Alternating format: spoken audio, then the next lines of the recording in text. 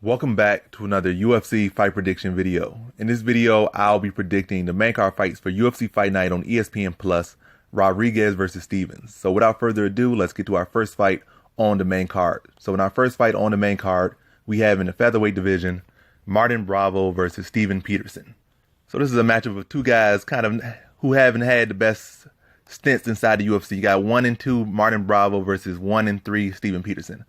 And in between these two guys, I don't see either guy going on to have phenomenal careers in the UFC or solid careers in the UFC. I see both guys kind of having shorter stints, or at least maybe not having the most impressive stints, probably leaving the UFC with a 500 record, never really fighting the best fighters, or at least not fighting the best fighters when they are at the best. Maybe when they're coming in, might fight the best. Like, it's kind of fighters that are just there to be built, like for fighters to build up off of. But that's just my opinion, what I see from both of them. But as far as both of these guys, I don't think these guys that much better than the other. We really haven't seen much of anything from either. Like, Steven Peterson's striking is like, it's mad best, not really the best or the most technical striking. He's more of a fighter's fighter. He will go out there, he'll scrap, but he'll kind of throw technique out the window. His fight IQ is very questionable at times. Like in that Caceres fight, his last fight, he dominated Caceres on the ground in the first round. Then I don't think he even really fully committed to a takedown in the second or third. And then pretty much lost the fight that could have been not easy, but at least a fight that was a clear path to victory for him. He didn't really attack the area where he had such success in the first round. So, like, where's his fight IQ at? In some other fights, you see him just go out there and use his face as a punching bag. Like, I don't know. He's just questionable IQ out there. You got Martin Bravo. I think he has shown better IQ in his fights. It's just that, I think, with one of these fights, he got caught. It happened, you get caught. He was looking good in the fight. I think it was a guy he already beat, and he got caught. Then, the first fight, so he had one bad fight, he got caught. Other fight was solid performance. Then he focused Saracen to a very close split decision, which he lost. So, I think Martin Bravo, as far as between these two, even when you look at his stats-wise, he throws more strikes, he lands more strikes. His striking defense average is better than Peterson. So it's a real close fight in average. And they both got like 85% takedown defense. I think Peterson has a slightly higher takedown offense. I'll say he is the better wrestler in this fight. But I think Martin Bravo, with this fight being so close and him just being the more fighter with the higher output, especially being in Mexico, I feel like he's going to show up and be the better fighter. He's going to put on a higher output. He's going to make the more adjustments. I think Steven Peterson is a guy that he's a solid fighter. I'm not saying he's a bad fighter. I just don't think he's really that UFC caliber fighter. And I think he's not really going to make those adjustments. He's probably going to come in and be the same fighter he was in the last fight. And Martin Bravo's going to come in a fresher fighter than he was last fight. He's going to learn from those fights, his last fights. And he'll come in better. Especially being in Mexico and already been a fight that does the more output. And I just think he has a chance for more growth. So I just think it's going to be another close fight. But I think with it being in Mexico, him being motivated and the judges probably been on the side, I think he's going to win a close decision over Steven Peterson. So in this fight, I have Martin Bravo via decision. Now on to our next fight we have in the women's bantamweight division, Irene Aldana versus Vanessa Melo. So, this fight, really not much to say about this fight. I looked at Vanessa Melo, maybe like, why are they giving her this fight? Why is she getting put in this position? And I saw that she kind of had a rough start to her career, then she started streaking and stuff. So like, even though her record is semi 500, and though she could use a lot more experience, she at least is kind of streaking now. So maybe she saw some growth. Or maybe she started to improve or show herself to the point that, she can step up and get this big fight against Irene Aldana. Well, Irene Aldana's record not that much different, 10-5 versus 9-5. But whatever the case, we've seen Irene Aldana fight at Invicta. We've seen her fight in UFC, so it's a difference between their records. Even though they're basically the same, Irene Aldana has been fighting the best. That's why her record is that like it is. Whereas Vanessa Melo's really been fighting regional fighters at best, and her record is like the same. So. But after looking into her, not just looking at her record and looking into her fights, she's actually, I'm even less impressed by her by looking at her fights. Her takedown defense is poor. Her striking is poor. Her power, no real power in her punches. Maybe she will pull some out of nowhere and have some phenomenal camp in that is in the UFC. Maybe she'll use the UFC Performance Institute and all of a sudden just have leaps and bounds in her skills. But from what I've seen, she's going to be giving up a lot of height. Doesn't really have the power, but not really explosive. Poor takedown defense, poor takedown offense. And Irene Aldana is going to be able to keep her at bay, use her length, use her boxing, use her speed, her technical advantages, and just really pick her apart and just chew her up. Irene Aldana is usually not a finisher, but I think in this fight she could finish Vanessa Melo. And I'm going to say she's going to finish her in the second round. So in this fight, I got Irene Aldana via second round TKO. Now on to our next fight we have in the flyweight division, the return of Brandon Moreno versus Askarov. So Brandon Moreno left. I didn't even realize he left, and he had a whole fight. He won the LFA title, so he left for like one fight, won the LFA title. Now he's back in the UFC. I don't know why he even left. He should have been cut. He was a young fighter with a lot of potential, I guess.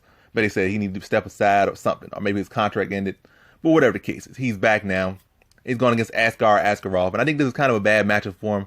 Because usually when Brandon Moreno loses, or from what I've seen in his fights, he usually loses to these physical guys like Askarov.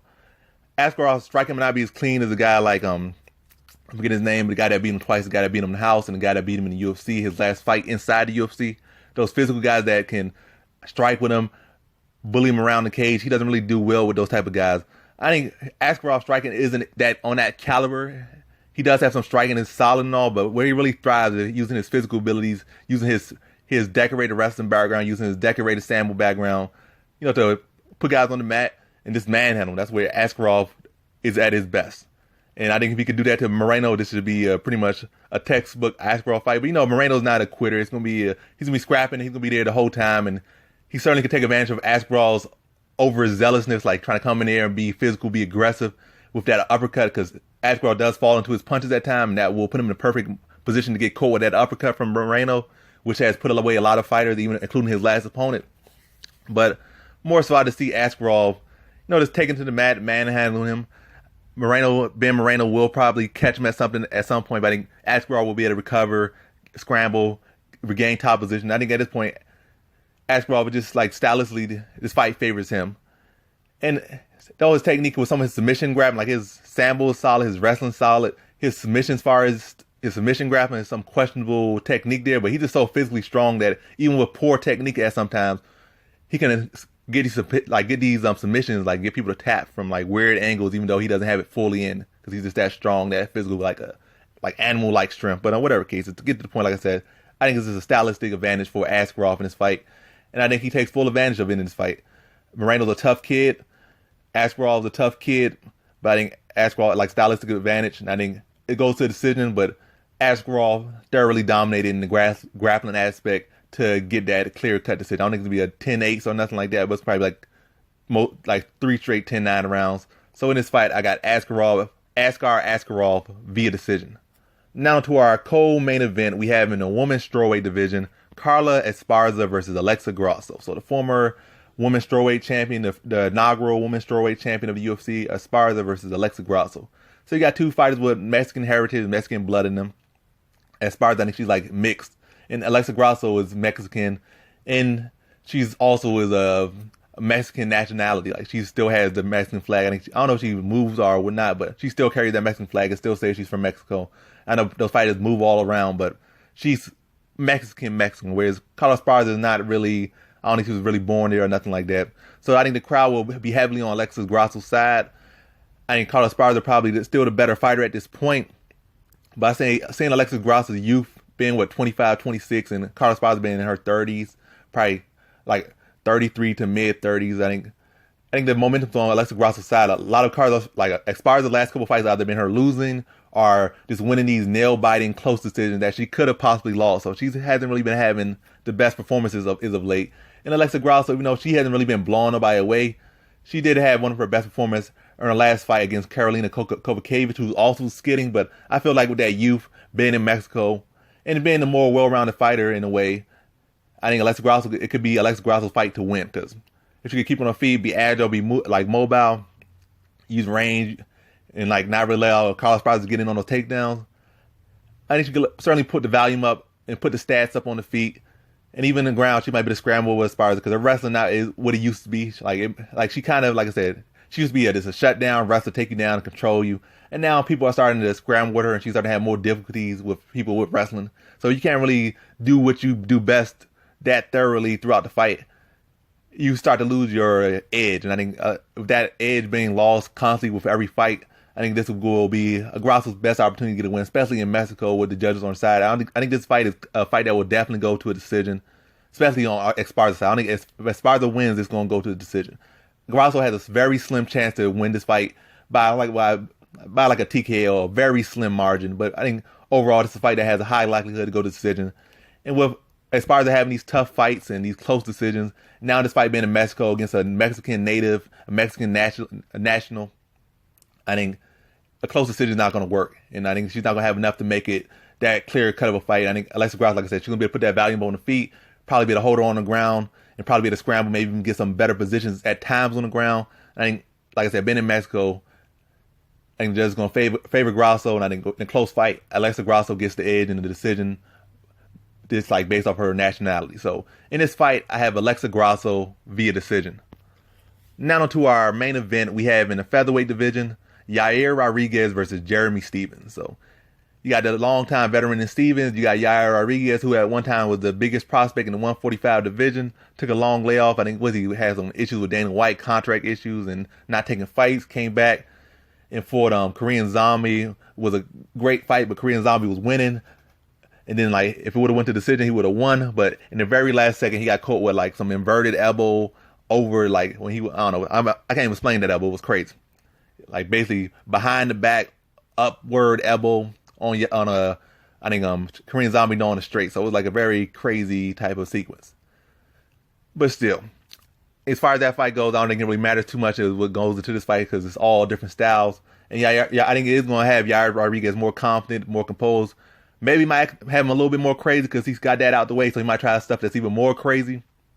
But regardless of that, I think stylistically-wise, I think just looking at the history, I think Yair Rodriguez is a style that will beat Stephens. Stephens, he's never been a great fighter. You never seen, oh, this guy's great or this guy's this and that. He's a solid fighter. He's good. He can hang around. And he can beat some great fighters. But you don't really see him like, oh, this guy, oh, he could be a champion or this guy could be this, could be that. He's just a guy that's constantly workman, constantly been out there and is constantly keeping his seat inside the UFC, but never really the guy that's really threatening for a title. But he is good. Solid fighter. But one thing about him, as far as, or at least one thing about him, he does have a lot of different issues with his style. But one thing about his style, he doesn't really cut fighters off. Like a fighter is not going to fight him, like coming toe to toe with him and scrap with him, or at least be there to be hit. He pretty much lost all those fights as far as in the UFC. I don't know if he beat guys like that outside the UFC, but as far as in the UFC, every time a guy just constantly stayed on the outside, attack, stick, move. He had very limited success and lost every single one of those fights, like with Cub Swanson, Max Holloway, Zabit, what's his name, or Moicano. Every single one of those guys that fought, stuck and moved, they beat him, and pretty clearly too. So, Yair Rodriguez is probably the most mobile guy who ever had faced. He'll be moving, be sticking, spinning back kicks, jumping kicks, and all that stuff. And even like if Jeremy Stephens wants to mix up like a grappling approach, his takedown offense has never really been the most impressive thing about him. His grappling has never been the most impressive. So even if he tries that, I think Yair Rodriguez can probably submit him off his back. So it's more so Jeremy Stephens will try to get on inside land big shots. Might have his opportunities here and there, but it's gonna be few and far between with Yair Rodriguez being too fast, too mobile, sticking and moving, being unorthodox, being hard to read. And Jeremy Stephens been looking like he's pretty much, I don't know what you would say, he's just looking lost out there trying to catch him. That's like in a lot of these fights he's been looking. But I will say if he does want to win, it's not like it's impossible for him to beat Yair Rodriguez. Yair Rodriguez is good and all this stuff, but he's not impossible to beat.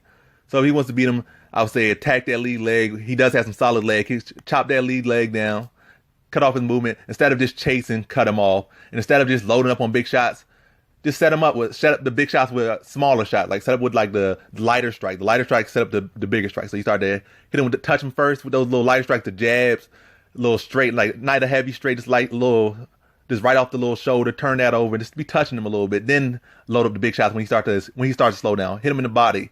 Don't just go for the head. Just mix it up, cut him off and stuff. Do stuff like that. Just a little small, very. The base, like the basics, and he can beat Yair Rodriguez. But knowing Stephens is going to be load up, he might do a kick here and there, it might be effective, but it's not going to be too little. I mean, like too little and not enough, and mostly just winging big power shots that's going to be coming up short and hitting there. And I think in this fight, Yair Rodriguez just more so it's going to be like a long 5-round fight where Yair Rodriguez just dances around him, landing kicks, landing spinning this, spinning that, and it's just a showcase performance for Yair Rodriguez. But it's still probably exciting to the fans, but more so a showcase performance for Yair Rodriguez. And in this fight, I think he wins the decision. Pretty clear cut, pretty clean cut. So in this fight, I got Yair Rodriguez via decision. And that concludes my fight predictions for the main card of UFC Fight Night on ESPN Plus, Rodriguez versus Stephens. And as always, thanks for watching.